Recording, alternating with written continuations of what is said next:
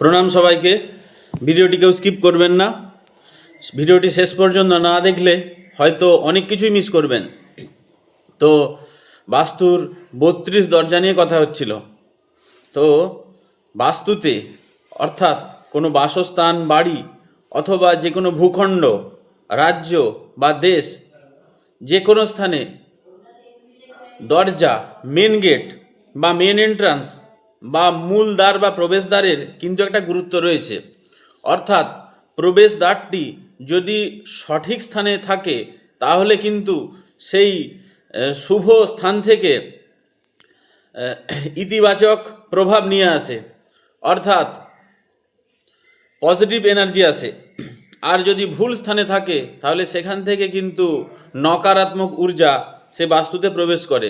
সেই কারণে মূল দরজা বা মেন যে প্রবেশদ্বার সেটি অবশ্যই সঠিক স্থানে সঠিক জোনে প্রস্তুত করা কিন্তু অত্যন্ত গুরুত্বপূর্ণ। তো যাই হোক, আগের ভিডিওতে এই মেন এন্ট্রান্স বা 32 দরজা নিয়ে কথা হয়েছিল। আজকে বলবো এই বাস্তুতে যেই 32টি দরজা রয়েছে, 4টি দিকে 8টি করে যে জোন রয়েছে, এই দরজাগুলির নাম কি। তো প্রথমে আসছি নর্থের প্রথম থেকে বলছি। প্রথম যে দরজাটি বা প্রথম যে গেট তার নাম হলো সৌম, তারপর ভল্লাত, তৃতীয় মৃগ, চতুর্থ পিতৃ, পঞ্চম হলো দৌর্বল্য, ষষ্ঠ হচ্ছে নাগ, সপ্তম মুখ্য এবং অষ্টম ভৃঙ্গ। এই গেল উত্তর দিক।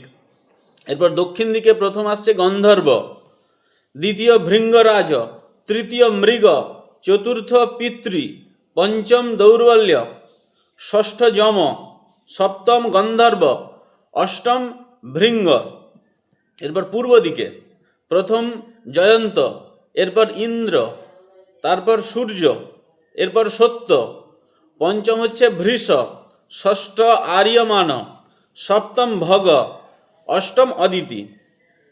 এরপর ওয়েস্ট বা পশ্চিম দিক প্রথম হচ্ছে পুষ্পদন্ত, এরপর বরুণ, এরপর অসুর, এরপর শোষ, পঞ্চম পাপ, ষষ্ঠ রোগ, সপ্তম নাগ, অষ্টম মৃগ।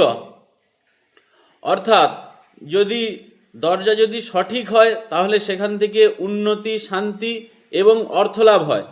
আর দরজা যদি ভুল জায়গায় হয় তাহলে সেখান থেকে আমরা অশান্তি, বাধা, বিভিন্ন রকম সমস্যা লাভ করে থাকি। অর্থাৎ যদি আমরা উন্নতি, সাফল্য এবং সুস্বাস্থ্য কামনা করি তার জন্য কিন্তু আমাদের মূল দরজা বা মেন এন্ট্রান্সটি কিন্তু সঠিক জায়গায় স্থাপন করা অবশ্যই কর্তব্য। কিন্তু এই সঠিক দরজাগুলি কোন কোন জোন? প্রত্যেকটি দিকেরই তৃতীয় এবং চতুর্থ। আমরা যদি উত্তর দিকে দেখি, N3 N4 অর্থাৎ মৃগ এবং পিতৃ। সাউথে অর্থাৎ দক্ষিণে মৃগ এবং পিতৃ। এরপর ইস্ট বা পূর্ব দিকে তৃতীয় চতুর্থ অর্থাৎ সূর্য এবং সত্য। ওয়েস্ট অর্থাৎ পশ্চিমে অসুর এবং শোষ, 3-4 W3W4 অসুর এবং শোষ। এই 8টি জোনে দরজা করা সব থেকে শুভ। আর বাকি জায়গাতে যদি মেন এন্ট্রান্স হয় তাতে কিন্তু বাস্তুর পক্ষে অত্যন্ত অশুভ। তো বাস্তুতে এই মেন এন্ট্রান্স সঠিক জায়গায় করার কি গুরুত্ব এবং এই বিষয়ে কি কাহিনী রয়েছে, পৌরাণিক কি কাহিনী রয়েছে, এই রকম একটি কাহিনী নিয়ে আমি আসছি পরের ভিডিওতে। যদি জানতে চান ইনবক্স করুন, পরের ভিডিওতে দেখা হচ্ছে। প্রণাম।